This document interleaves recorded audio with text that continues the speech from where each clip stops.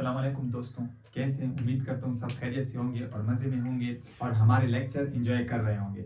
आपको पता है कि हमारे 9th क्लास के लेक्चर स्टार्ट हैं और आज हमारा जो टॉपिक है वो है वेट।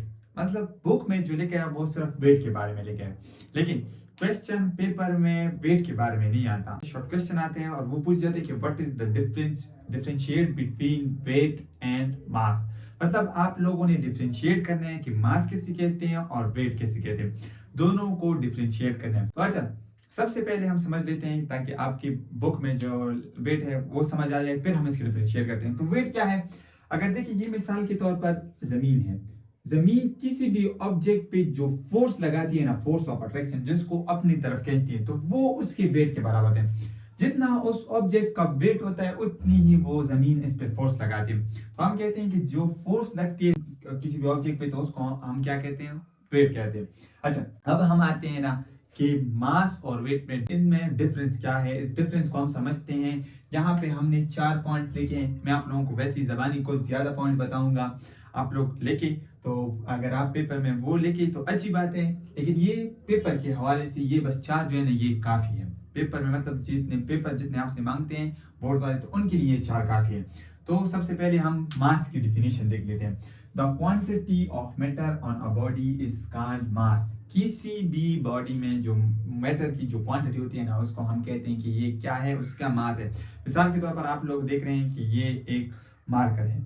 तो ये जो मार्कर है ना, ये कितने पार्टिकल से मिलके बना है, तो इसको हम कहते हैं कि ये क्या है, इसका मास है। कितने जितने भी पार्टिकल से, अगर आप इसमें गिनना स्टार्ट करें, मिसाल के तौर पर ये 1000 पार्टिकल से बना हो, तो हम कहते हैं कि ये क्या है, इसका मास है।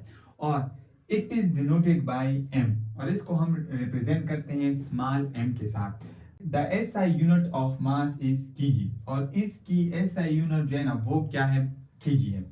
Mass can be measured by formula जो है ना m is equal to f by a। मतलब ये फार्मूला आया है f is equal to ma से, न्यूटन सेकेंड लॉ से हम क्या कर लेते हैं, मास को रिप्रेजेंट करते हैं। अब इसके अलावा आप देखिए कि ये ऑब्जेक्ट जो है ना जितने पार्टिकल से मिलके बना है, क्या आप इसको उठा के किसी और जगह पे ले जाएं, क्या इसमें कोई चेंज आएगा?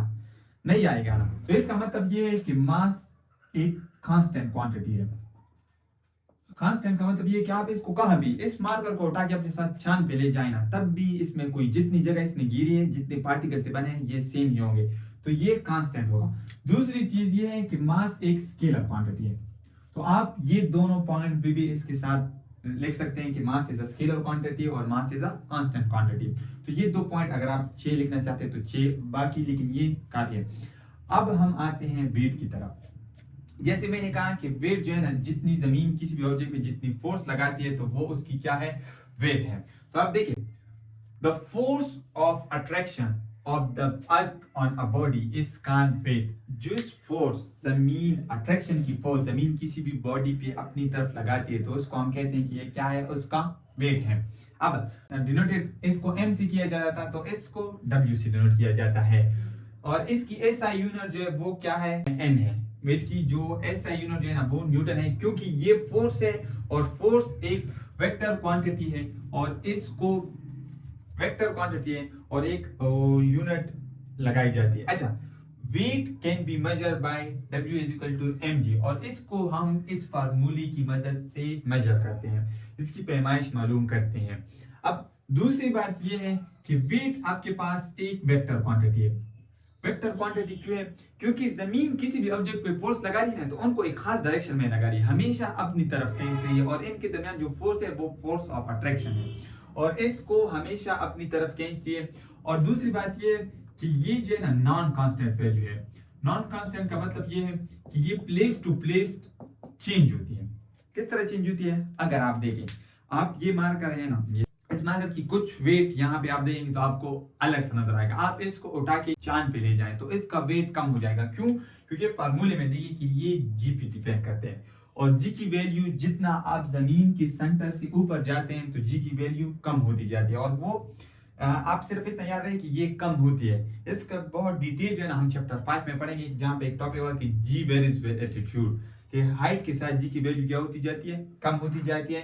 तो इसी तरह जितना आप जमीन के सेंटर से ऊपर जाते हैं ना, तो जी की वैल्यू कम होती जाती है। अगर आपको मैं एक आसान अल्फाज में एक अभी के लिए मिसाल दे दूं कि मिसाल के तौर पर ये आपके पास मैग्नेट है और ये इसकी कुछ रीजन है।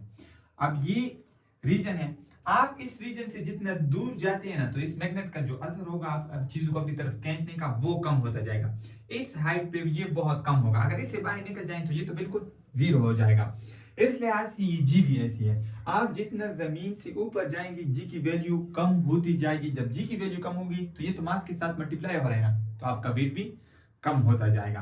तो ये था आज का हमारा लेक्चर और ये शॉर्ट क्वेश्चन में जरूर आते हैं। अगर इसके हवाले से कोई क्वेश्चन हो या कोई सजेशन वगैरह देना चाहते हो तो हमें कमेंट सेक्शन में जरूर बताइए। ओके, अल्लाह हाफिज।